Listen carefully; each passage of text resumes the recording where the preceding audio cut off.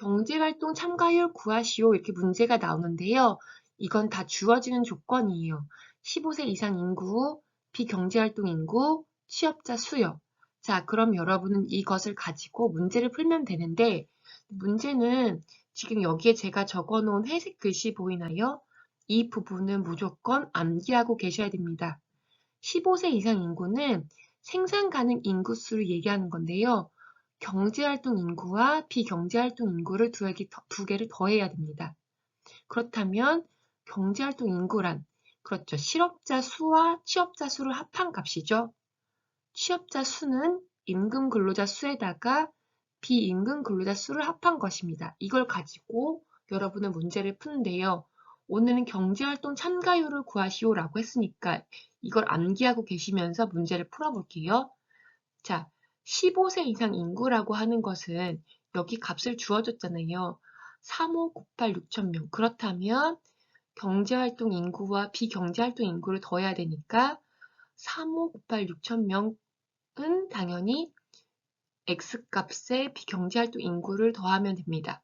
자, 그렇다면 X값, 우리가 구하고 싶은 값은 경제활동 인구잖아요. 그렇다면 값이 나오겠죠? 두 번째, 경제활동 참가율을 구하는 게 우리의 목표이니까 경제활동 참가율을 구하려면 15세 이상 인구분의 경제활동 인구 곱하기 100 이 문제를 해가지고 풀어야 되잖아요. 그러니까 3598 6,000명에 2127 0,000명 곱하기 100을 해서 값을 구하는 거죠. 여기 지금 계산이 틀렸네요.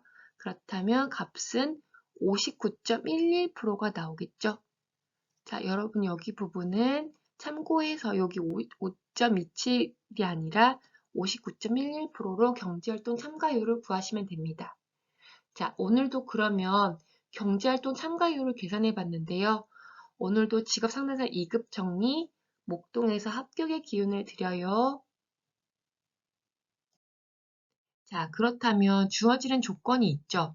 실업률, 임금 근로자 수를 구하시오라고 한다면 당연히 15세 이상 인구와 비경제활동 인구, 취업자 수를 줍니다.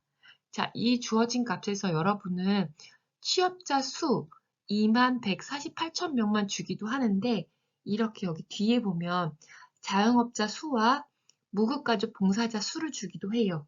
이걸 가지고 문제를 푸는 건데 자영업자 수와 비임금 근로자 수를 합쳐서 우리는 자영업자 수와 무급가족 봉사자를 합쳐서 우리는 비임금 근로자 수라고 하잖아요. 비임금 근로자 수가 자영업자랑 무급가족 봉사자를 더해야 된다는 값을 알고 계셔야 합니다. 자, 그렇다면 지난번에 배운 대로 실업률을 구하는 방법을 알아야겠죠. 실업률은 경제활동 인구분의 실업자 수, 그래서 곱하기 100을 하면 나오는 거였잖아요. 그러니까 15세 이상 인구와 경제활동 인구, 비경제활동 인구를 더해서 당연히 15세 이상 인구의 값을 구할 수가 있습니다. 경제활동 인구를 그럼 X값으로 놓고 그런 값이 나오겠죠? 자, 그렇다면 실업자 수는 경제활동 인구에서 취업자 수를 빼면 되는 거니까 21,277명에서 21,148,000명이 되는 거예요. 그렇다면 1,132,000명이 되겠죠? 자, 그렇다면 실업률을 구할 수 있을 겁니다. 자, 그렇다면 여기에서 실업률을 구했는데 여러분이 지금 구하려고 하는 것은 실업률만 구하면 되는 게 아니잖아요. 분명 임금 근로자 수도 구하라고 했거든요. 자, 그렇다면 같이 볼게요. 임금 근로자 수는 아까 말한 것처럼 취업자 수에서 자영업자 수를 빼고 무가족 봉사자 수도 빼면 나옵니다.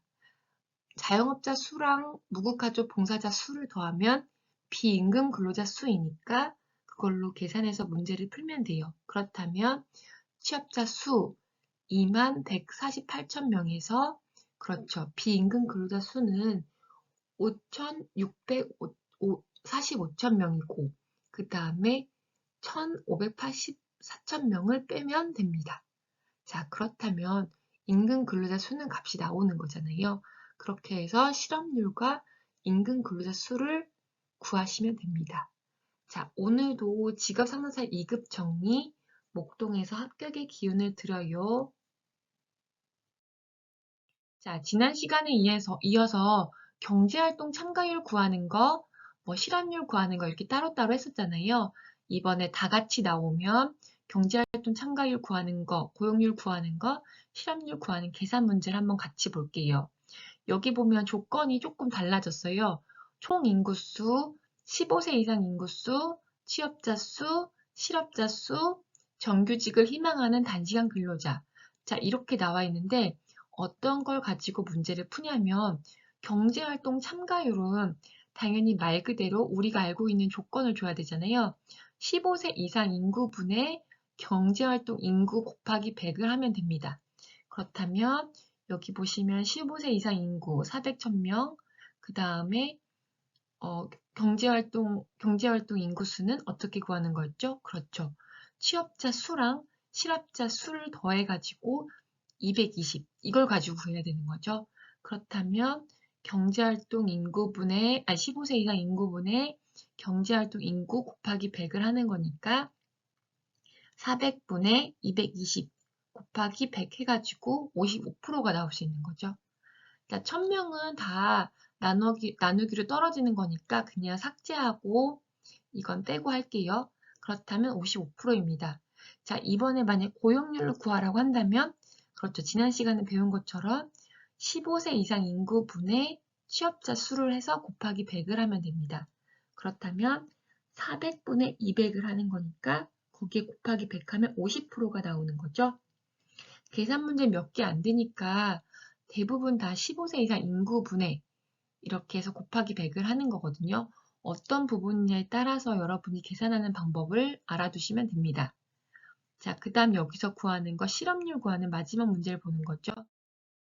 자, 실업률을 구한다면 위에 있는 조건을 가지고 계산하는 거니까 실업률 여러분 잘 아시잖아요. 이번에 그 15세 이상 인구를 구하는 게 아니라 그렇죠. 경제활동 인구분의 실업자 곱하기 100을 하는 거죠.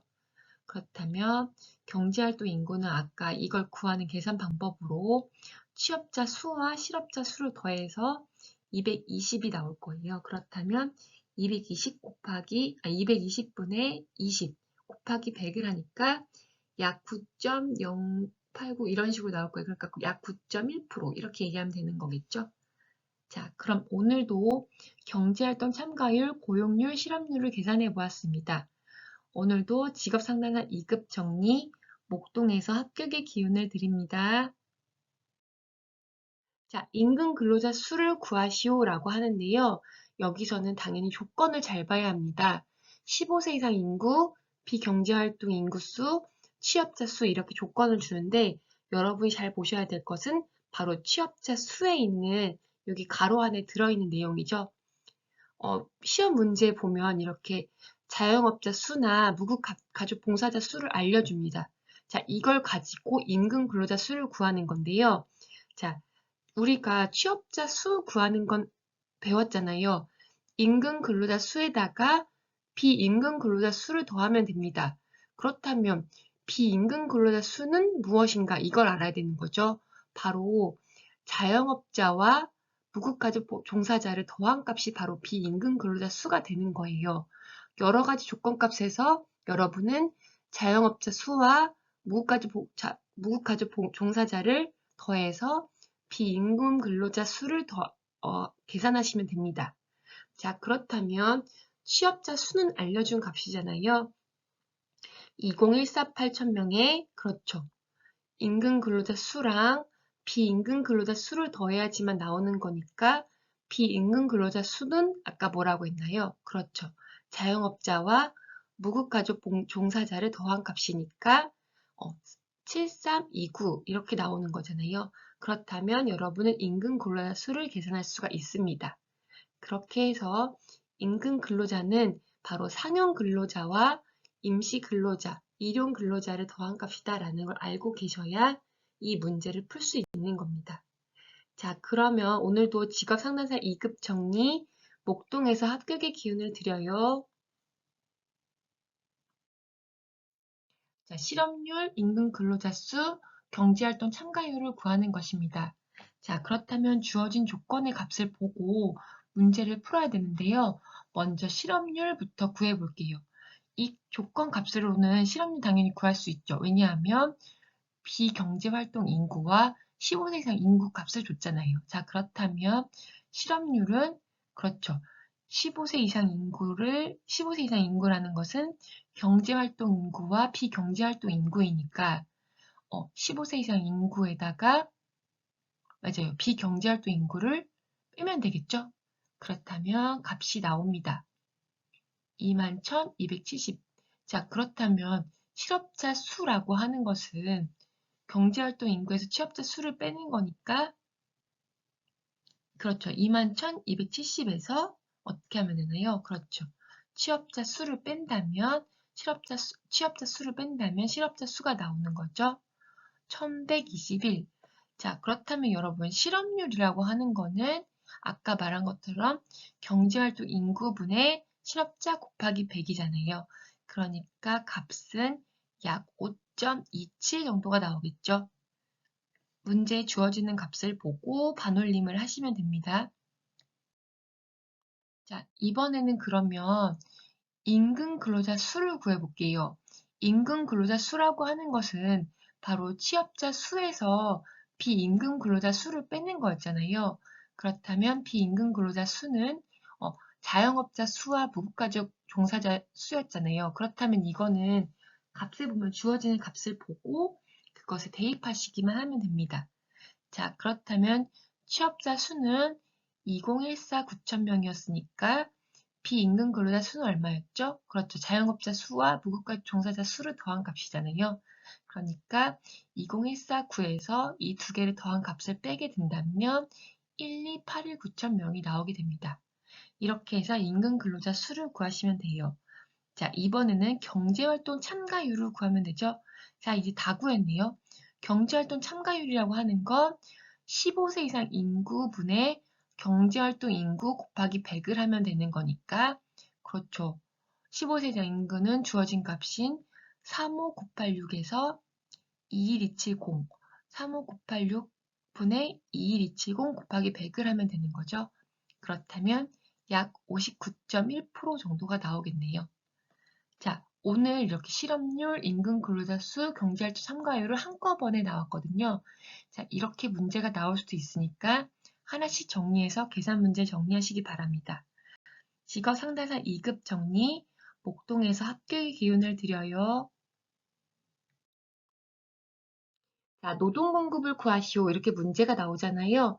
그렇다면 여러분한테는 노동 공급 단위와 임금, 그다음 한계 수입 생산을 주어지는 값으로 주실 겁니다. 자, 그렇다면 여기에 왼쪽에 단위값이 나오고요. 임금, 한계 수입 생산이 나오는데 문제를 잘 보고 풀어야겠죠. 노동 공급이 7단위일 때 한계 노동 비용을 구하시오라고 한다면 이 문제에서 7단위는 7단위 찾을 수 있죠. 7단위에서 임금은 10, 그 다음 한계 수입 생산은 38이라는 걸 알 수 있을 겁니다. 이걸 가지고 문제에 체크해 두셨다가 문제를 풀으시면 됩니다. 자, 한계 노동 비용을 구해야 되는데요. 지금 알려주는 값은 한계 수입 생산인 38을 알려줬잖아요. 그렇다면 한계 노동 비용이라고 하는 건 1단위 증가분에 따른 노동 총 비용이에요. 그렇다면 7단위에서, 그러니까 6단위에서 7단위로 한 단계 올라간 거잖아요. 그럼 1단위 증가분은 1단위 증가분에 따른 노동 총 비용을 알 수 있겠죠. 바로 7단위 7단위 공급 노동 총 비용은 바로 7단위에서 임금이 10이고 한계 수입 생산이 38이니까 그렇죠. 7단위 곱하기 임금 10을 하면 70이 나옵니다. 그렇다면 한 단위 1단위 증가물에 따른 노동 총 비용을 구해야 되니까 6단위에서도 구하시면 됩니다. 6단위는 공급 노동 총 비용에서 6 곱하기, 그렇죠. 그때는 8이 되니까 6 곱하기 8을 하면 48인 거죠. 그렇다면 7단위에서 6단위를 빼게 된다면 70 빼기 48이니까 22가 나오는 거죠. 그렇다면 여러분은 그러니까 공급 단위 곱하기 임금이라는 계산값을 알고 이 문제를 푸시면 됩니다. 자, 그렇다면 22 값이 나오는 거고요. 자, 그럼 여기에서 두 번째 문제를 볼까요? 두 번째 문제는 뭐라고 했냐면 이때 이윤 극대화가 이루어지는 노동 공급과 임금을 구하시오. 이렇게 문제가 나오거든요. 이렇게만 따로 나올 수가 있어요. 이 표를 가지고. 그렇다면 노동 공급과 임금을 구해야 되니까 노동 공급 증가에 대한 임금도 증가하니까 수요 독점 노동 시장으로 이윤 극대화를 계산해 줘야 됩니다. 그렇다면 바로 한계 수입 생산이라고 한다는 건 이 표에 우리가 한계 수입 생산을 알려주잖아요. 한계 수입 생산이라고 하는 건 한계 노동 비용일 때 이루어진다라는 거니까 여러분은 바로 지금 여기에서 어떻게 하는 거예요? 8단위에서 임금을 찾아보세요. 8단위에서 임금은 12거든요. 그렇다면 여러분 여기 잘 보세요. 62에서 50까지 얼마나 차이가 나죠? 그렇죠. 12. 또 50에서 80일 때 12. 네, 38에서 26일 때 그렇죠. 여기서 말하는 게 바로 이거죠. 전부 다 12, 12, 12씩 차이가 나니까 지금 5단위, 6단위, 7단위, 8단위, 8단위에서 전체 다 임금은 그렇죠. 12가 되는 겁니다. 그렇다면 노동 공급 단위는 바로 8이 되겠죠. 8. 자, 그렇다면 여러분 이윤 극대화를 위한 최적 고용량 도출하는 것과 그것에 대한 근거를 설명하시오. 이런 문제가 나오거든요. 자, 그렇다면 오늘 배울 문제 볼게요. 완전 경쟁 시장에서 A 제품, 단가가 100원 하는 A 제품이 있습니다. 자, 이윤 극대화를 위한 최적 고용량을 도출하는 게 문제잖아요. 그리고 그거에 대한 근거를 설명하는 거니까 여러분이 조건을 보고 그대로 하시면 됩니다. 단위당 임금은 150원. 자, 임금값 좋네요. 그리고 단가는 100원이라고 알려줬습니다. 자, 그렇다면 계산하는 거 쉽네요. 자, 여기에 노동 투입량 0, 1, 2, 3, 4 이렇게 하면서 0부터 6까지 줬고 총 생산량은 0, 2, 4, 7, 8.5 이런 식으로 줬어요. 자, 여러분이 해야 될 건 이거잖아요. 단위당 임금이 150원일 때 이걸 찾아야 되는 거니까. 왜냐하면 기업의 이윤 극대화라는 거는 한계 생산의 가치를 찾아야 되잖아요. 한계 생산의 가치라는 게 바로 뭐예요? 그렇죠. 임금이잖아요. 그러니까 그게 같아지는 시점을 찾는 게 여러분이 해야 되는 거니까 한계 생산물의 가치라고 하는 것은 한계 생산량 곱하기 단가입니다. 그렇다면 한계 생산물의 가치는 얼마인가요? 여기서 알려줬잖아요. 그렇죠. 150이요. 방금 말한 것처럼 한계 생산물의 가치라는 것은 임금과 같아지는 때니까 같은 걸 찾으시면 됩니다. 그렇다면 150은 한계 생산량 곱하기 100이니까 한계 생산량은 얼마인가요? 1.5가 나오겠죠. 노동 투입량의 단위가 증가할수록 당연히 변하는 값은 한계 생산물이니까 여기서 말 그대로 찾을 수 있겠죠. 이렇게 계속 증가하는 값이 3에서 4 이렇게 늘어날 때 1, 2, 4에서 7, 3, 그 다음에 7에서 5 이렇게 나갔었잖아요.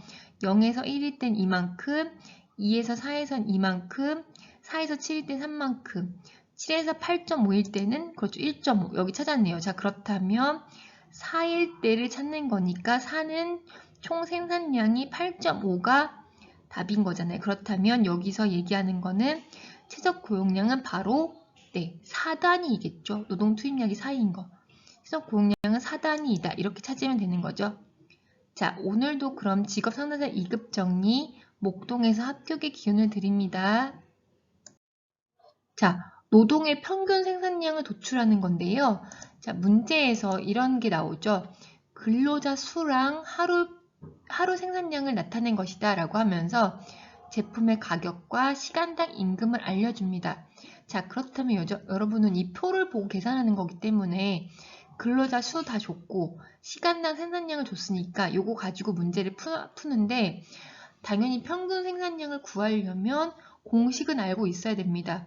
노동의 평균 생산량을 구하는 값은 그렇죠. 근로자 수분의 시간당 생산량을 나누면 됩니다.